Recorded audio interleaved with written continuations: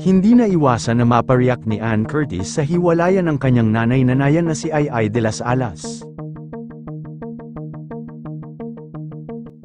Hindi pa rin makapaniwala ang publiko sa naganap na hiwalayan nito sa long-term husband na si Gerald Sibayan. Patagal ng patagal naglalabasan na ang lahat ng katotohanan sa hiwalayan ng dalawa. Hindi pala sa Pilipinas naghiwalay si Ai Ai at Gerald. Pumunta ang singer-actress sa Amerika upang puntahan ang tahanan nilang dalawa ni Gerald Sibayan. Laking gulat ng aktres na wala na si Gerald sa naturang kondo at pawang aso na lang ang nadatnan nito kung saan bigla na lang hindi nagparamdam pala itong si Gerald Sibayan. Dahil US citizen na ito at isang ganap na piloto ay malaya nang nakakagalaw ito sa Amerika dahil citizen na siya doon. Sa paghihiwalay ng dalawa madaming personalidad na ang nag-react sa hiwalayan ni Ai Ai at Gerald.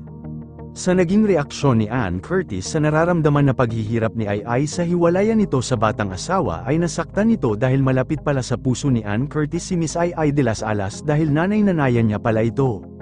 Say ni Ann Curtis, "It hurts me to hear that mom cried. Nakipag-call siya sakin, he even asked me if I was okay, I told him I should be the one to ask you that.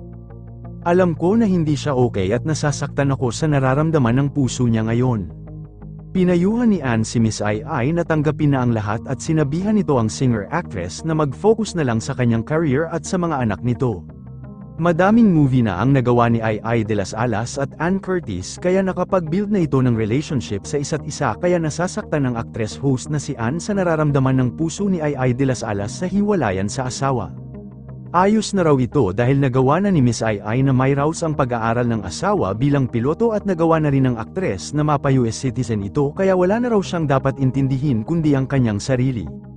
Pero ang masakit lang dito ay hindi nakipag-usap ng maayos si Gerald Sibayan at nilayasan na lang ng parang bula ang nagpaaral at nagparaos ng kanyang buhay ng ganun-ganun lang. Kaya binabatikos ng husto ito dahil walang bayag na humarap kay Miss Ai Ai at itama ang hiwalayan nilang dalawa na maayos upang tuluyan ng mag-move on ang aktres.